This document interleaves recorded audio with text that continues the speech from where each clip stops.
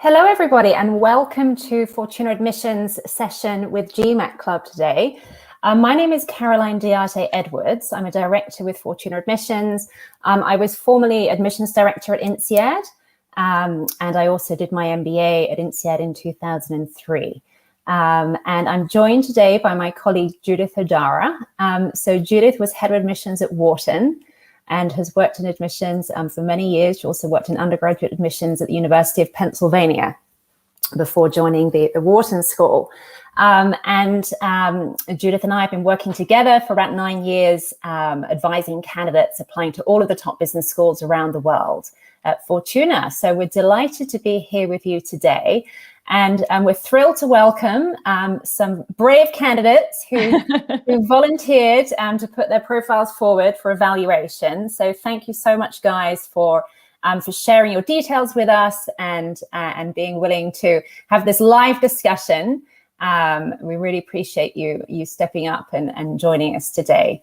And so the plan is that we're going to walk you through the details of some of the profiles of each candidate, and then we'll have a discussion about the strengths and weaknesses of their candidacy, and then their fit for the schools that they're targeting, and hopefully give them some useful, actionable advice to help them achieve their goals of getting into the target business schools. So thank you so much, everyone, for joining us today. So we're going to dive straight in with Kanika. So hi, Kanika, thank you so much for joining us today. So first of all, we'll just run through a little bit on your background. Could you perhaps say a few words, Kanika, about the key elements of your profile and your experience? Yeah, sure. Firstly, hi, thank you for having me here and selecting my profile. So I'm actually based in Dubai, born in India. Currently, I'm a business growth consultant with a startup advisory firm. I did my bachelor's in finance from a university in Dubai. And yeah, I think I'm looking at VC and, working with stage growth firms as a goal after my MBA. Great. And where do you want to be geographically when you graduate from business school?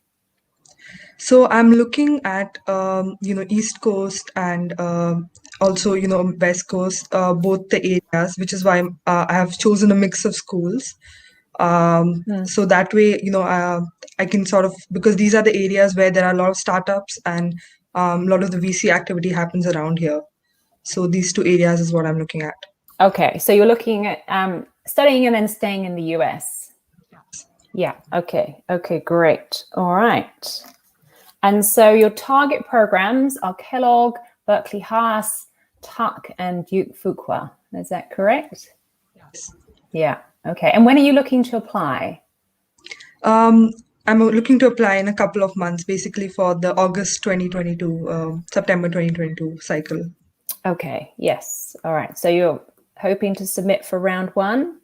Yes. Yeah. Okay. And whereabouts do you stand right now with your GRE prep? So I'm planning to give my GRE, in like second or third week of July. So I'm currently prepping for it. Yeah. Yeah. Okay. And do you have any expectations on how you think you might do with the test? How's it going? Yeah. So, my background is finance, so the quant is quite strong. So I'm really hoping for, at least a 330 plus, around 330 score. Okay, great. All right. So, Judith, what do you think about Kanika's chances at these schools? Sure, Kanika, I'm so glad to be with you, and thank you so much for, as you said, being the first in our line of illustrious candidates today. So I had a couple of questions for you. Can you talk to us a little bit more about your interest in VC? You've kind of had, since graduating, 2 years plus, kind of bordering on 3 years, coming from accounting, treasury and accounting, and now as a business growth consultant. But I was trying to figure out about that interest in VC and where that comes from. Right. So, my bachelor's and even my initial experience as treasury, it's been very data driven, very finance based, a lot of financial analysis and risk. Once I started working, in accounting advisory, I started working with SME clients, with small and medium businesses, their founders and finance directors. And I did realize like a lot of them don't have proper accounting finance functions and so on. And that's when I actually started working with the startup advisory firm. Currently, I work with early stage startups, help them grow their business and win projects and clients in the Middle East region. Got it. With VC, now I want to look at the other end of the spectrum, the late stage and growth firms, helping them with deal advisory and helping them raise that capital, because there is a lack of that with SMEs. Okay, got it. Okay, so that was a big question for me. I was kind of concerned about the jump that it looked like you might be making.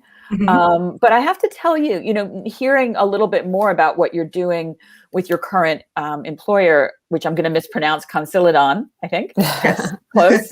Yeah, close. It looks like, you're really, working with a lot of late stage tech startups. And I think I missed that when I was initially reviewing, the files that came through. And I think that the schools that you've chosen make a lot of sense.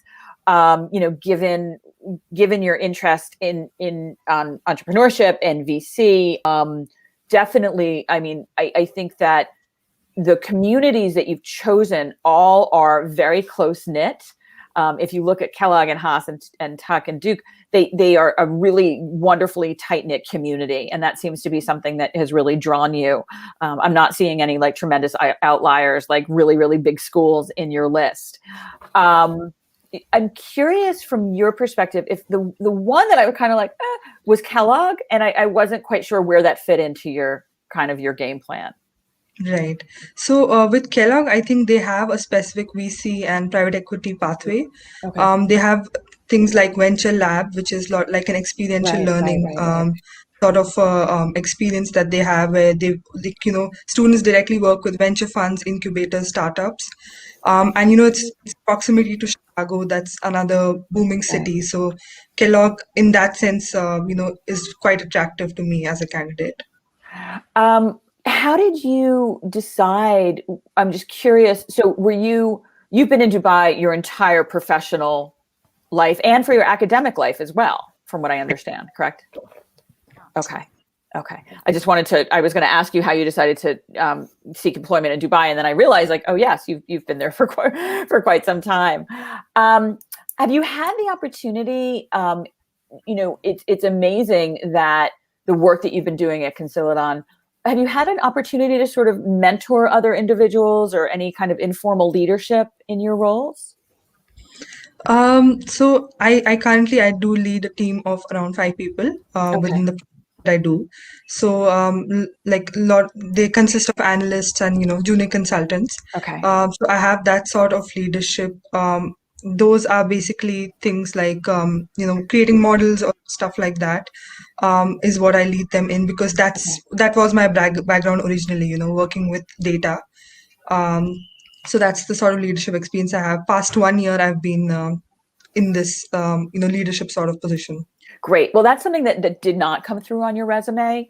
I know that you had some leadership at BCG while you were there, kind of 2017. But I would tell you that any kind of leadership, mentorship, that you're experiencing, that should be the second bullet really under Consiladon. So the reader knows that you're coming with this kind of background. I would find that really, really compelling. Because you've done, it's clear that you're technically, really, really good at what you do. But what the schools are also going to be looking for as an individual, with your background is, well, how have you been managing? How have you been leading? And it doesn't have to be, and I say this all the time, it doesn't need to be that you're like the number one on the team. But if you do have people that are reporting to you and you're mentoring them and supporting them, that can really, really be important and impactful. And I think that you're right on target with the 330. I think that schools are going to be super impressed, as a woman coming out of Dubai, what you've been able to accomplish and what you've been accomplishing.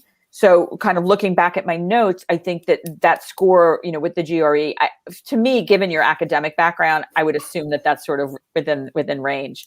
One concern I have is that it is a lot to apply to 4 schools at the same time that you're also sitting for the GRE. So I just want to be mindful that you might end up strategizing a little bit.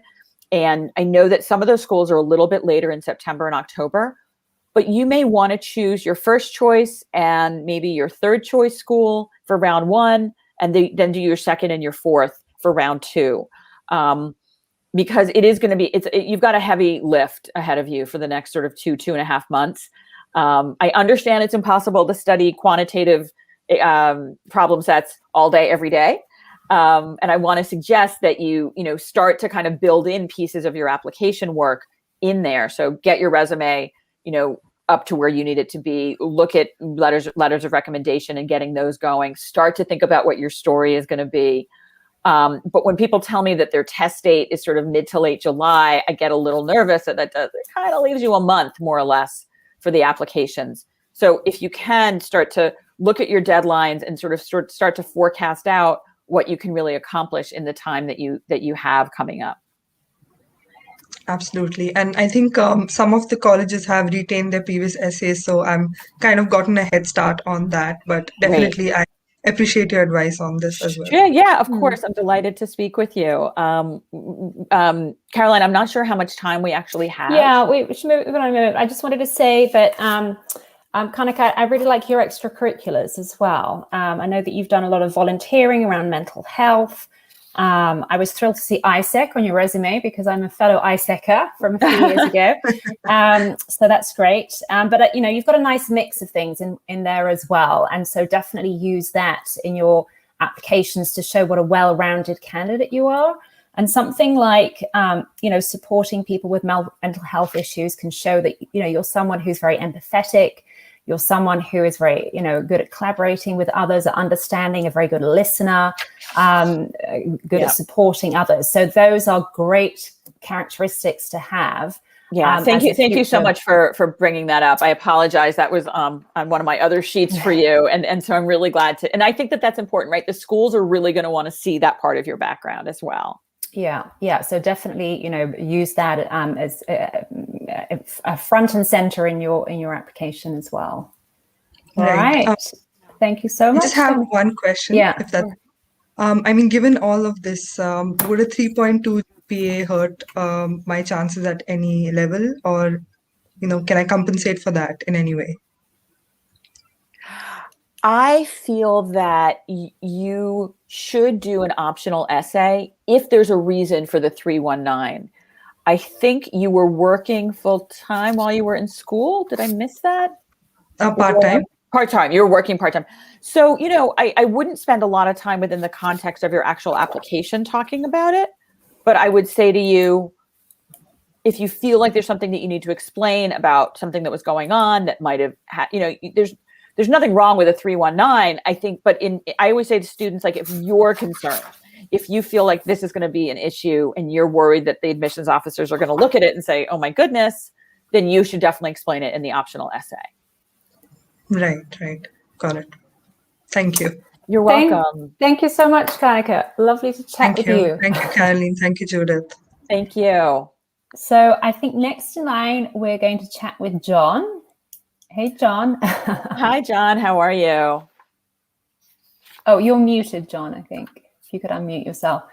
Yes. So John, if you could just talk us through briefly the highlights of your profile, please. Yeah. So I've been in the professional work force for about 8 years, and I've recently taken the GMAT, gotten a pretty high score with that. So I'm happy with that score. I do want to point out that I have a pretty poor undergrad GPA. So I was actually laughing when Kanika was saying she was concerned about her 3.2 GPA. Mine is noticeably worse. In the future, I would want to go into tech consulting. And so with that in mind, I'm looking for your feedback. Great. Well, I'm so glad to have the chance to talk with you. And I love, by the way, the first thing I saw was that you are musically coordinating a ton of individuals every Sunday for 1,000 plus. Like that just must be like a rock concert every Sunday. It's split into 3 different services. So it's, it's about a few hundred people each service. But yeah, it does get a little bit nerve-wracking sometimes. I can imagine. What is your instrument?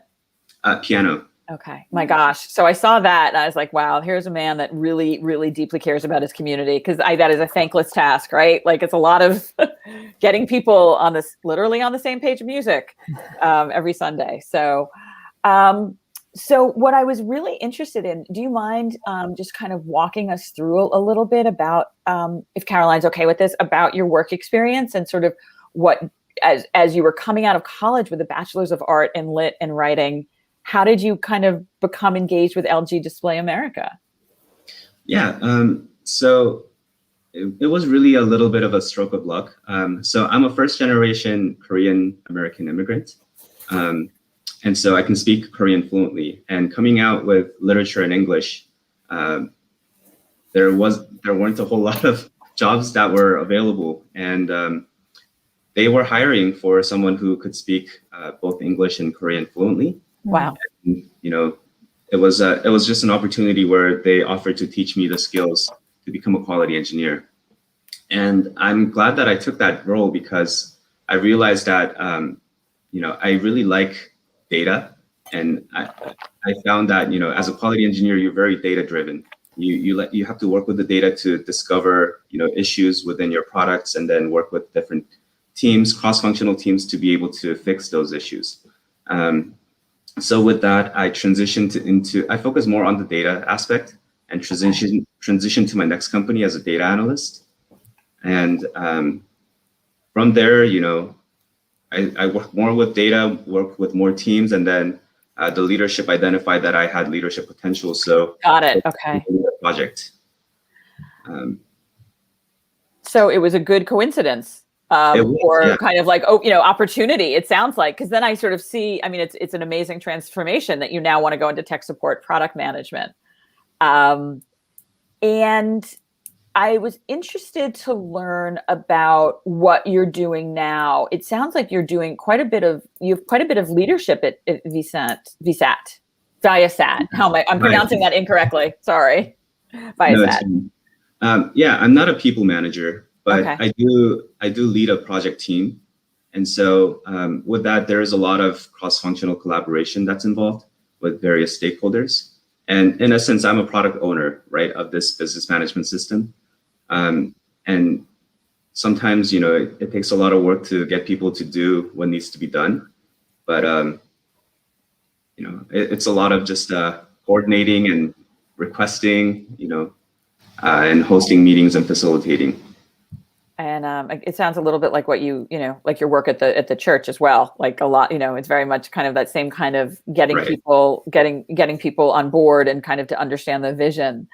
Caroline, do you have some questions about his background? And I think it's a really interesting mix because it's unusual to see someone who's come out of a Bachelor of Arts. So, really a poet, right? And as we think about sort of poets and quants who go to business school. And so, you sort of have that poet background, but then you went into something that's pretty technical. So I think that's a very interesting mix and very unusual.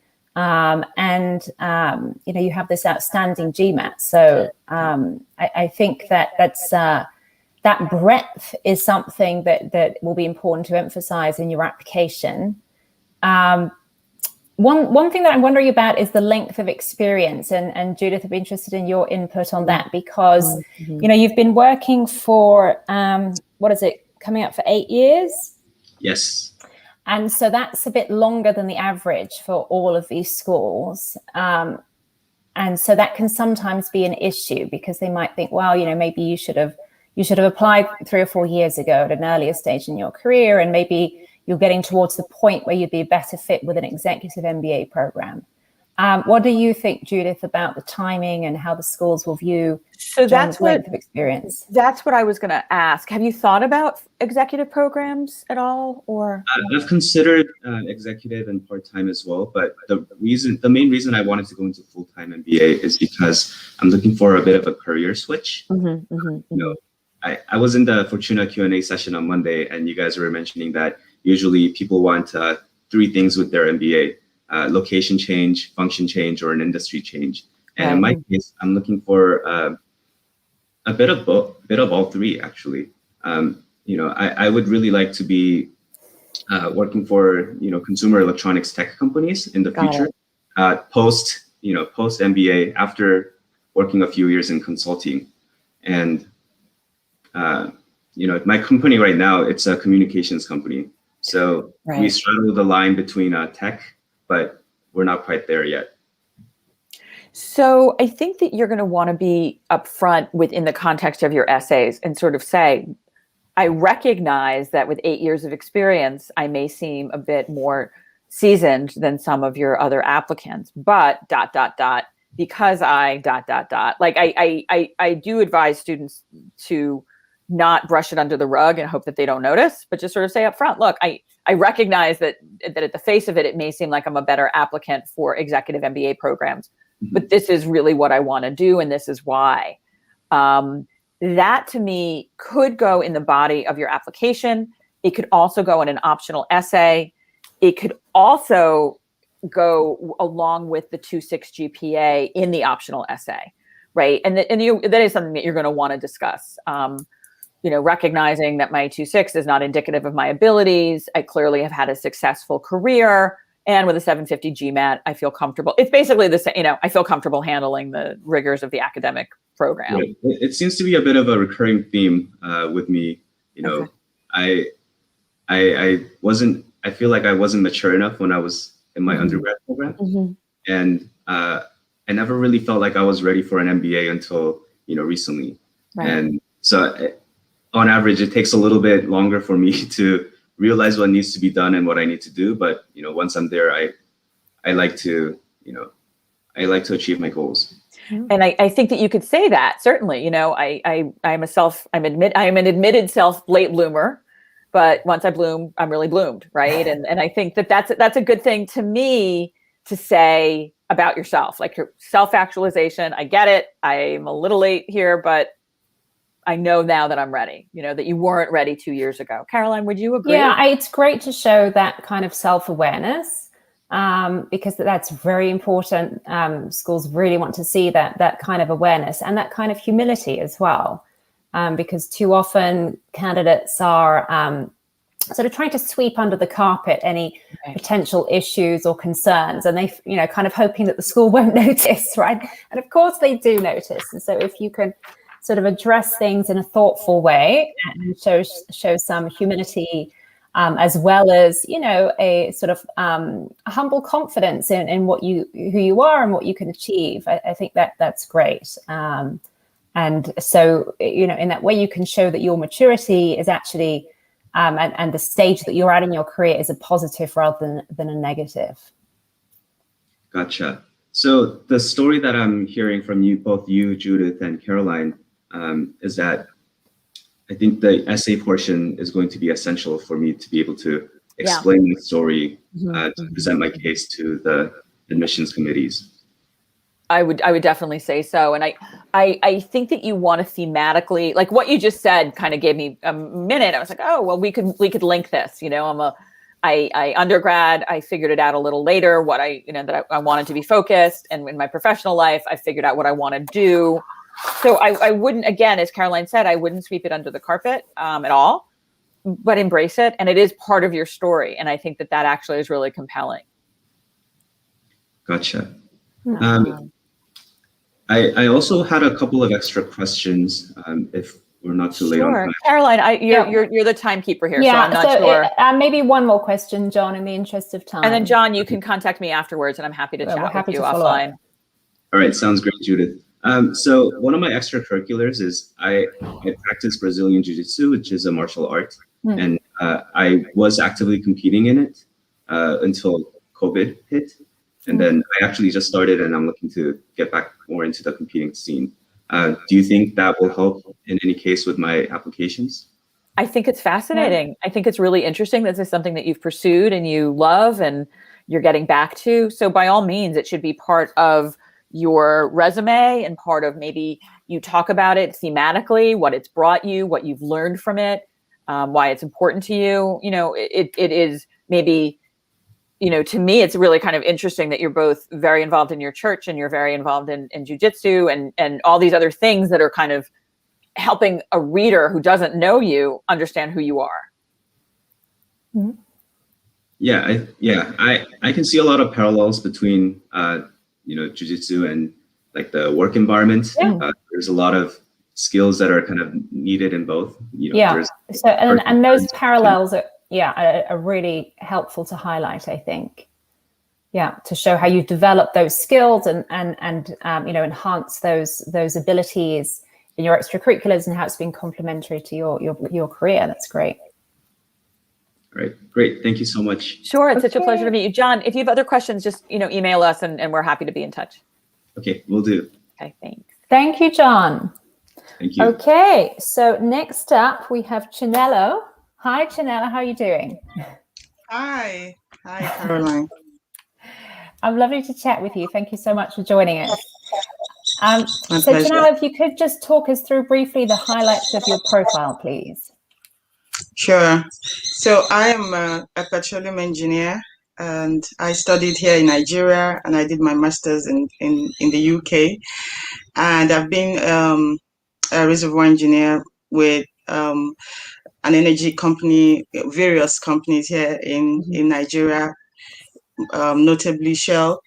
And my main job has mostly been to contribute mostly to business plan delivery, production, meet production targets, and manage some of our interests in non-operated assets. And that's, in a summary, some of the things I've done in my 10 plus years experience. And I was really having a laugh inside me when you were talking to John that 8 years was further along the line, and I am much further down that lane. So I don't know what you have to tell me, but post MBA, I'm actually looking to do a dual degree. I'm really interested in data analytics and being a simulation engineer. I've been turning data into insights to understand our reservoirs and manage them. So I think that I can acquire more skills in that regard to now face a different, look at solve problems from a business perspective. So that's really what I was hoping to do. Of course, in addition to some other levers that is attached to it, in terms of location change. My husband is relocating, so I'm also looking to use this and just maybe upfront answering your question about why not an executive MBA, because that's the most important question that even I have asked myself as well. And I think that considering that most of the executive MBAs also are part-time, and my job is so high pressure, I think that I need the headspace to be able to focus, especially since I'm considering a career transition. So I think that that's the reason why I want to pursue it as a full-time, so that I will have the required skill and the headspace to do all that I need to do to fully transition. So that's in a nutshell. And I'm also, so for the Gmat as well, though I'm preparing for the Gmat, but quite honestly, I won't beat my chest to it. I have so much conflicting priorities, work, family, and all sorts. Sure. So some of my considerations also be to look at schools that would waive Gmat for me, based on my profile, based on my advanced degree as well, and the level of technical job that I've done in the past. So that gives an idea of my quantitative ability. So that's also a key consideration as I look at the schools. Thank you for that great summary and that thoughtfulness. Okay. So Judith, what do you think? So we're looking at Yale and Michigan Ross. I think there is a challenge there with regard to timing, right? And the length of work experience. How do you think that they will view Chanello's profile? So Well, first of all, I mean, there's not a lot of people like you in the application pool, really, with your depth of experience, with your background, with your engineering, with your leadership. I mean, it's not like there's going to be 100 people like you that are going to be coming through the application process. And I think that you are someone who very eloquently said, you have a full life, right? You're not sort of 24 and you're not living by yourself. And this is all, you're kind of bringing all of who you are to a program. I'm wondering if there are one-year programs that would be good fits for you, so that there's one at Kellogg that you could do, the Sloan Fellows program, perhaps. I don't know if you're familiar with any of those. Yes, I'm also considering those as well. Okay, because I'm just mindful. Sloan, yeah. And then NCAD as well, which you haven't listed, but does have, a program that's not a 2 full years in length, because I'm mindful of all that it's going to take for you to move family and 2 years. And, it's a pretty big, investment on a personal level. So I think that, again, as I mentioned with John, you're going to spend some time explaining why now. What is it about this juncture in your career that leads you to be seeking the MBA? Because your experience at Shell and CEP is unassailable. No one was going to look at this and say, "Oh my goodness, she doesn't know what she's talking about." I mean, it's extraordinarily strong. And then if you want to add in, of course, your time in the UK, your time in Houston. So you've had really global experience, and I feel like some of these one-year programs are going to be quite interested in that. Caroline, I don't know if you can speak to that from, you were nodding, so I'm guessing that you would agree. Yeah, I think that the the sort of mid-career programs would be a better fit, both. It's important to think about the peer group that you'll be with as well, and that's also why schools tend to have a focus on a sort of certain age cohort for a particular type of program, because they're looking to bring together a group of people who have, a similar level of work experience, and therefore feel that, they can learn from each other, because it could be challenging for you to be in a classroom, sitting next to someone who is, 23, 24 years old, who has only been working for a couple of years. You might feel that you don't have a huge amount to learn from them, right? And so that's why someone at your stage will often go to a mid-career program or an executive MBA program, because you will have you'll be in a classroom with people who are at a similar stage in their careers, and I think you would thrive much more in that environment. And that can be an incredible group of people who have already achieved a lot in their careers. That's a great network to have as well. So that is why the schools tend to, have a sort of focus in their age group and length of work experience, because they're really looking to sort of cultivate that peer group where people feel that, they really have something in common, and they can learn and they appreciate what their teammates and their classmates are bringing to the classroom. And the schools can be concerned that someone who has as much experience as you have might get frustrated, quite frankly, in a classroom and in teams where people, and I've seen that happen with students on programs where they may be 10 years older than other students, and sometimes the relationships can be difficult because there's just a different level of maturity and a different level of experience. So I do think that for you, not just in terms of your chances of admission, but also in terms of the experience that you'll get and the learning experience and the network, I would encourage you to look more at the sort of the mid-career programs. And I think that you would be in very high demand for them as well. Like, they're not going to see a lot of people with your background, honestly, again. And so we don't want to say don't apply to the full-time programs. My sense, though, is that you may feel like you're beyond that in your career. I would agree. And again, your activities are great. I love that you're so involved in Toastmasters and mentoring. I mean, obviously, community engagement seems to be something that really matters to you. Although Yeah, how you have the time to do much outside of Shell is amazing to me.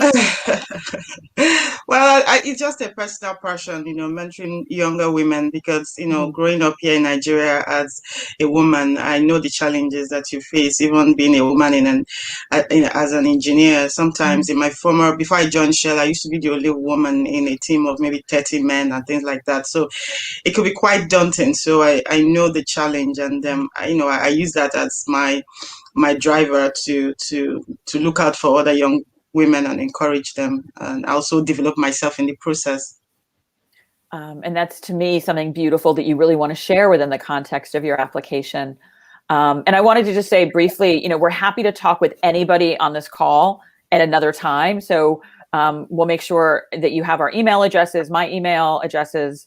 Oh, look at that. You can reach out to us here for the free consult. And Chanello, I think I've seen your name in our database at some point. So just you can also reach out to us and mention my name. We can set a call up for tomorrow or next week. Really happy to do it. In fact, obviously anybody that's on the call, we're glad. Thank you so much. Yeah, it's a delight, and it's for us to be able to see you guys in person is really a highlight, because otherwise we never get to have these kinds of wonderful engagements. So we appreciate it. Thank you. Thank you, Chanello. Great. So next up we have Ryan. Hi, Ryan. How are you doing? Yeah. I think you're muted. Yeah, there we go. Perfect. Yeah, I'm good. Thank you. Great. It's so interesting to hear about your advice to the other people. Great. Oh, good. Great. Glad that's useful. So could you briefly talk us through the highlights of your background, please? Yes. It's glad to be here. So up to now, I have had about 9 years of working experiences. Mostly my experiences is based on the marketing and sales. I also have some parts related to purchasing in very short time during my earlier time of my career.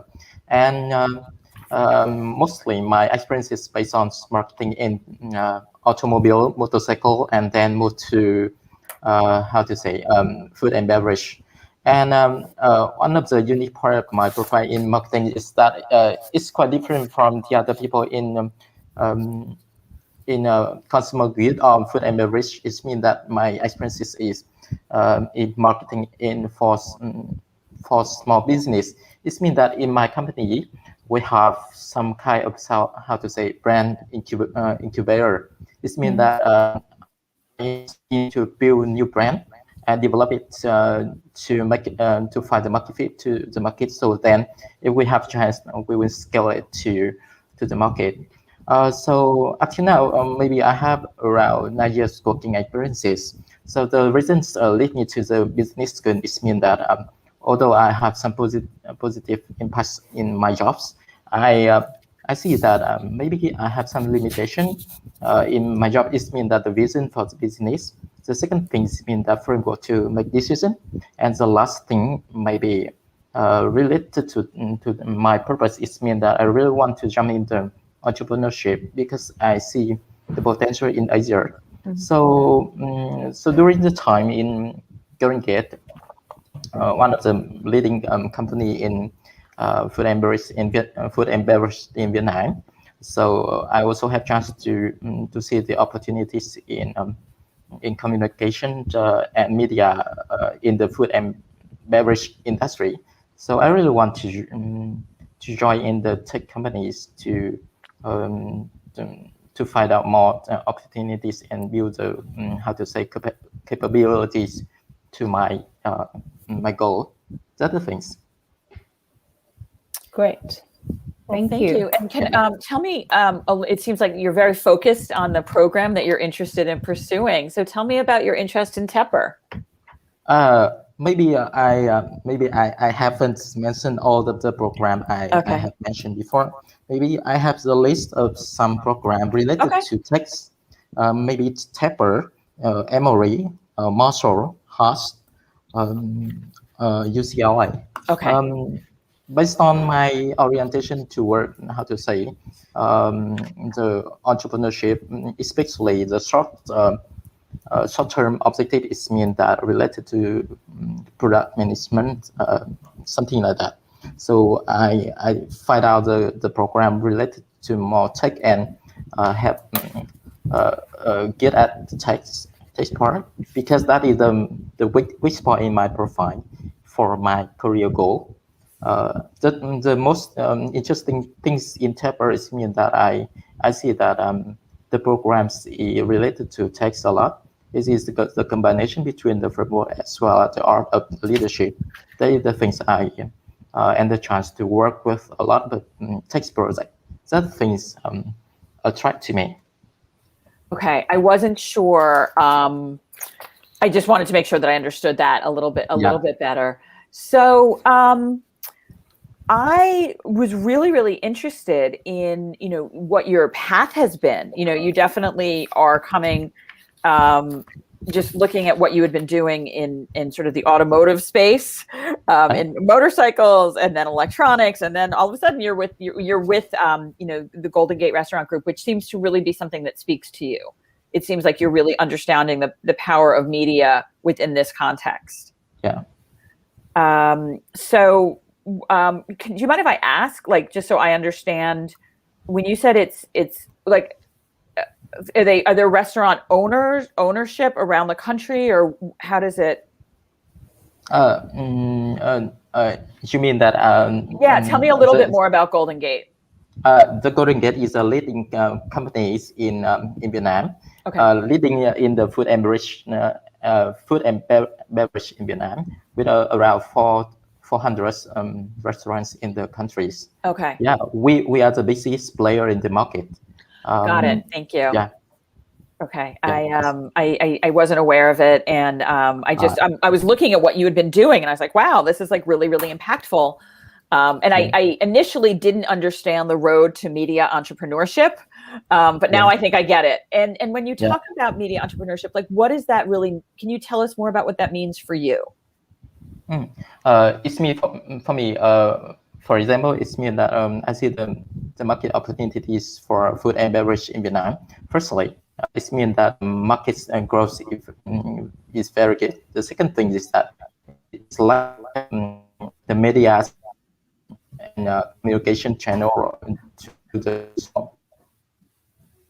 medium business in food and beverage. So that's the thing to me a lot. Oh, I lost you there. Caroline, can you hear me? I couldn't hear you well either. Okay, Ryan, we just lost you there for a minute. Sorry. Yes, maybe I can catch you up, but because based on my experiences, it means that it's like a media and communication channel in food and beverage company. Got it. Especially in digital channel. Second thing is that in Vietnam, communication in digital and text become escalated. So that things attract to me a lot, and I really want to jump in the trend, not only in Vietnam but also in Asia. Got it. Okay. Now, thank you for clarifying that, and I definitely, to me, it all kind of makes sense and hangs together really well.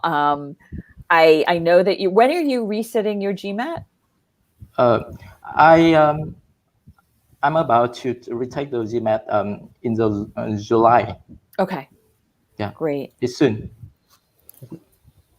Caroline, as I kind of review some of my notes, do you have any questions, things that you're wondering about? I also like on the extra CD, Ryan, that you mentioned that you're also an improvisation comedy actor. That's great. You should definitely include that on your application. It's a tough thing to do, and so it shows a lot of guts and ability to think on your feet. So definitely a fun thing to include on your application. I think that's a nice additional detail, and it's sometimes details like that can really help to bring your profile to life and catch the file reader's eye. So I always encourage candidates to include some of the interesting personal details about their profile, because it helps to round out your story and helps to show what a multi-dimensional person you are, and how much you bring to a community. So great to have those additional dimensions. And you actually might even want to use that as part of your story. You know, like I have this love for improvisation. It's really taught me so much. And maybe this should not surprise you, but frequently as part of business school welcome weeks, they have improvisational sort of exercises to try to get people to engage with one another and be free thinking and creative and loose.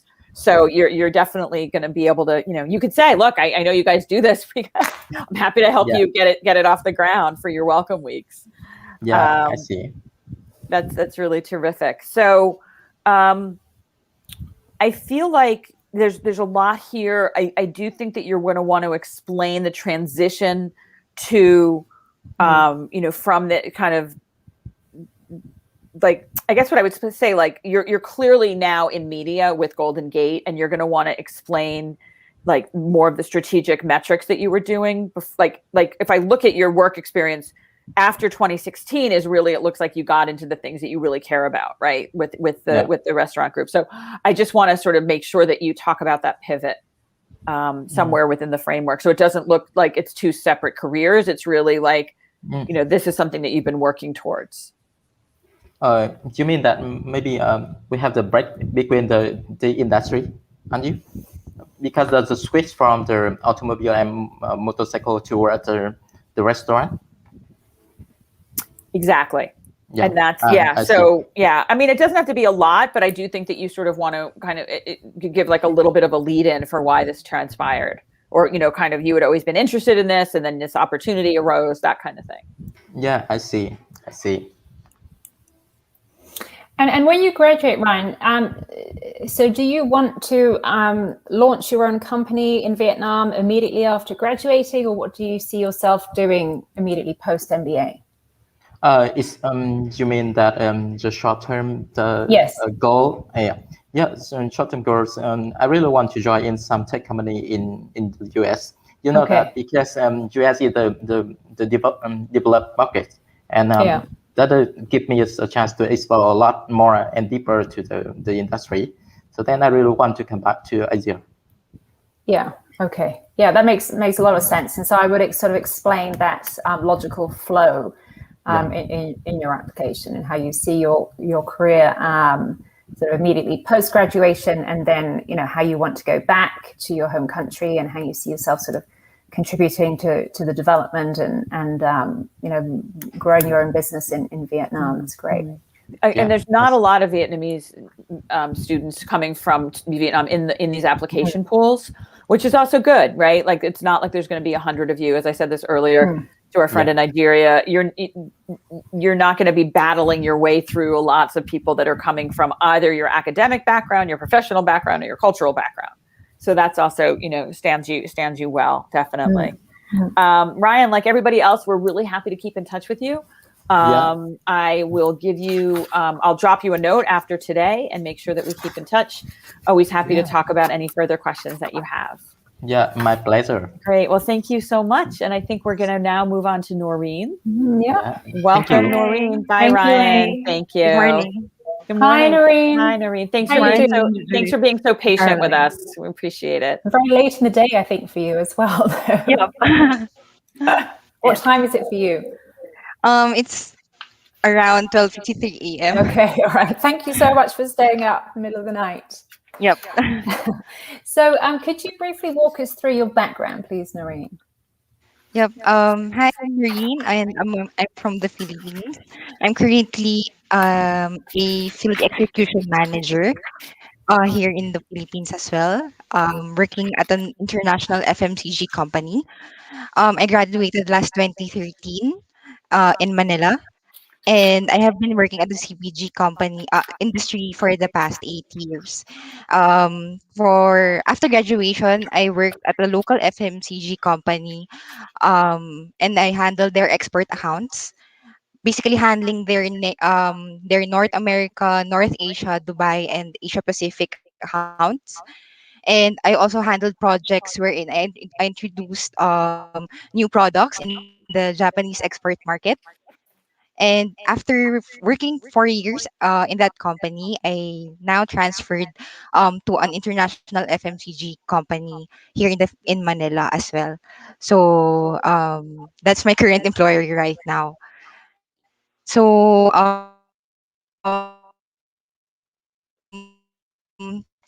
I would like to explain why how further I want an MB. Yeah, Basically, that would be great. um, Thank you. yep.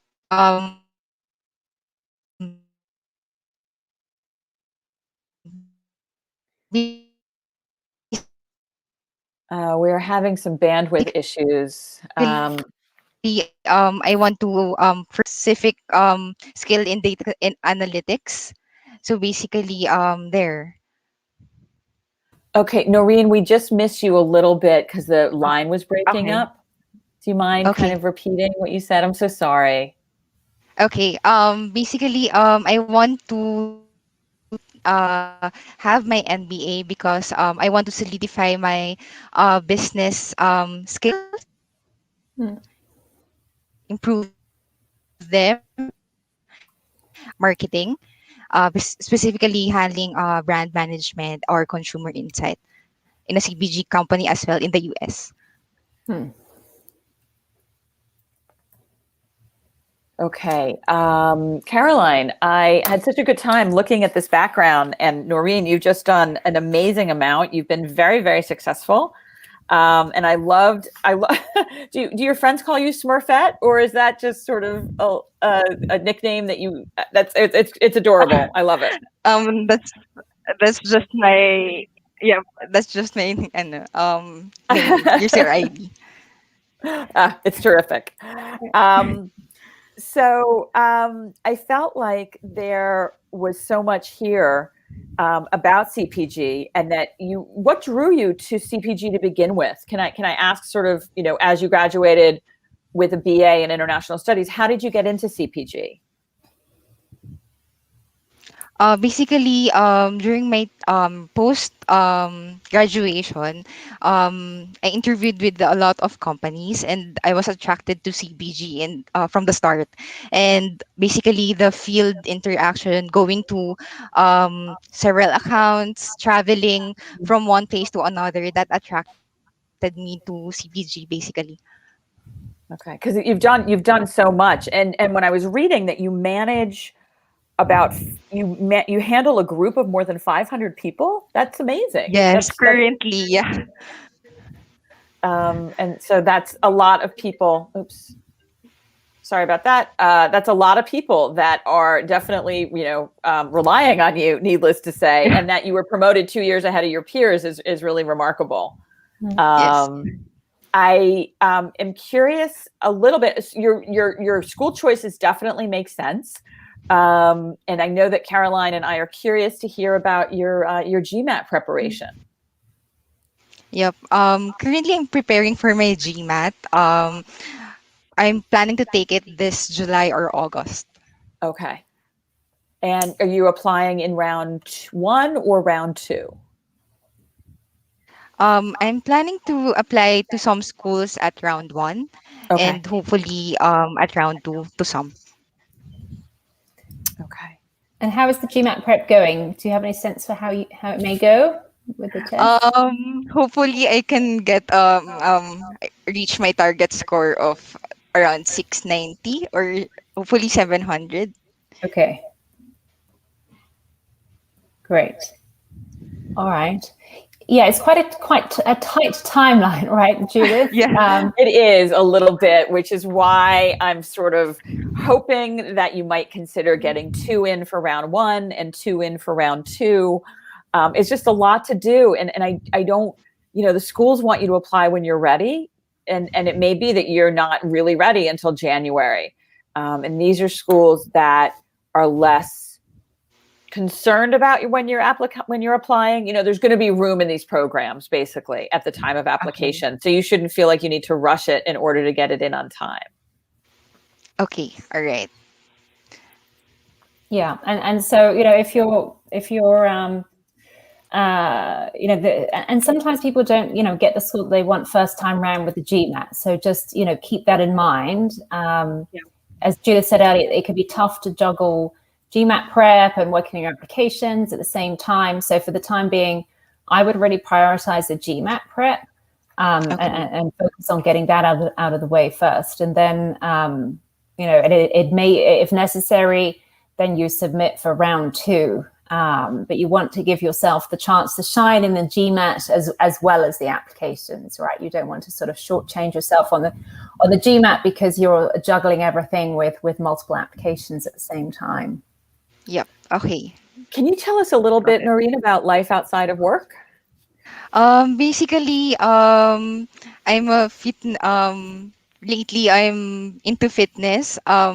Lately, for the past 1 year since COVID started, I lost around 20 pounds. So there basically I'm into fitness right now and I'm trying to sustain it, hopefully. And and also for the past year, since COVID started, since I'm handling a lot of people, when COVID started and there's been a lockdown here in the Philippines, I created a fundraising activity for the people that I handle. Basically, some of them got out of jobs for the meantime. So I started a fundraising activity for them.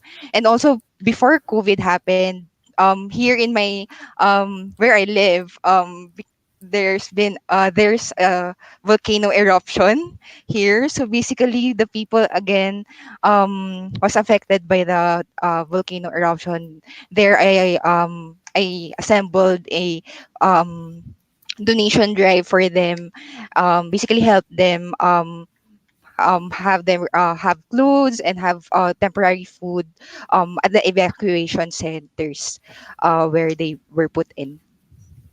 So you've been busy, needless to say, and it sounds like you've been doing a lot for the community. You've been getting healthy yourself, which is terrific. Yeah. And I think that it's important to do that because that also helps to round out a little bit more about your profile and have folks understand kind of where you're coming from, what's driving you, and but you obviously I think looking at what you've done professionally, there's no doubt that you're going to be a viable candidate for the schools that you've highlighted.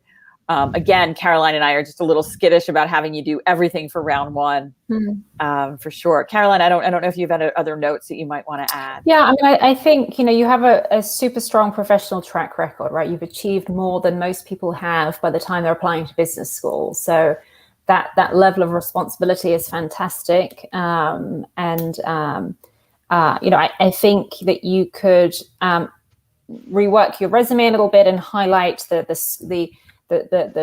tremendous scope of your responsibilities a bit more front and center in your resume.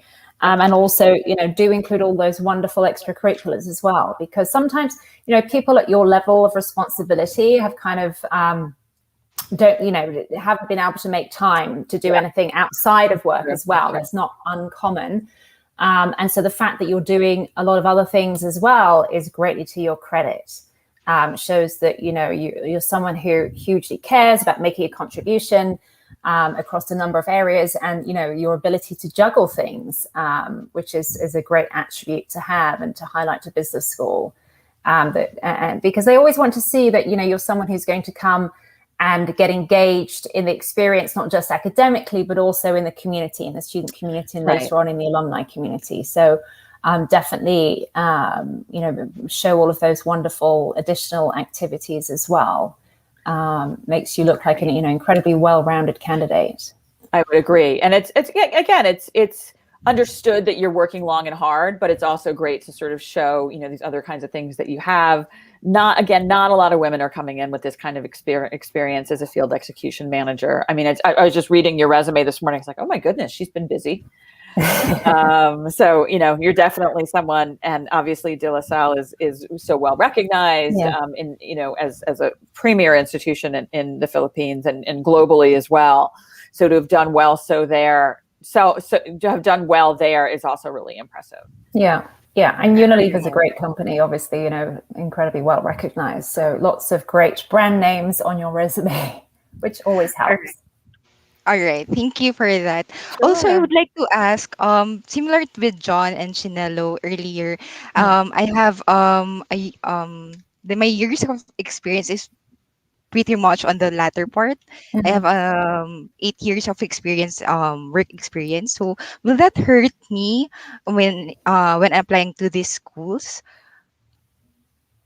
I feel like not really. You're just at 7 years. I don't know, Caroline, how you feel about it, but I feel like it's not 8 or 9. Yeah, I mean, it's definitely on the upper edge of the range. What is good is that, you've achieved a lot and you've progressed so rapidly. So sometimes candidates who are applying sort of 7 or 8 years, they've kind of stalled in their career.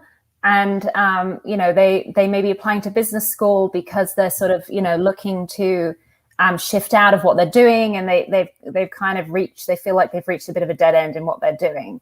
And schools can be turned off by that. But you're clearly someone who's on an incredible path forward in your career and very successful. So you don't fall into that bucket. And so, and I think given the diversity of the profile that you have and what you bring to the classroom as a Filipino woman, the sector that you're working in, you look quite different from some of the other candidates. So I think that will help compensate for the fact that, you're a bit on the upper age range and upper edge of sort of length of work experience. All right. Thank you for that. And also, last question. As you have mentioned, my background is kind of non-traditional, different from the others. How do I leverage that on my applications when applying to MBA? I would say that, as a woman leading divisions and projects at Unilever, it's to me, it definitely is something that they're going to see about you. They're going to understand that this is something that you've been really that, how do I put this, that you are not afraid of leadership, that you're not afraid of a challenge. You've managed accounts in North America and all over the world, right? So some of this is just obvious by reading your resume and your background. And then also, there are some things in your resume that I would tighten up. The version that I have doesn't have a lot of metrics on it. And I would really like to see some more percentages, a little bit more about the number of people that you're managing. There's some things that are sort of in your additional information that we didn't get on your resume. So I do think that some of this is going to come across in your resume and may not require additional explanation. All right. Yeah. But Thank definitely, I think, Noreen, you can enter the process with confidence. You've got a really interesting story to tell and a great background. So we look forward to staying in touch and hearing how it goes. Thank you. Thank you, Caroline. Thank you, Judith. Thank you. It's great to see you. Thank you, everybody, for joining us today. We're really thrilled to have had the chance to chat with everyone. Really appreciate everyone's thoughtfulness and openness in sharing their profiles and their concerns and their questions. Wonderful to have this conversation. So please do stay in touch. As we mentioned, we're very happy to have follow-up conversations and to discuss profiles of candidates applying to business school. We love having these discussions. So you can sign up on the Fortuna website, fortunaadmissions.com, and there's a free consultation page. So we look forward to hearing from you. Thank you so much, everybody. Great. Thanks, everybody. Thank you. Take care. We'll see you again soon. Thank you, everyone. Bye. Thank you so much. Appreciate it. Bye.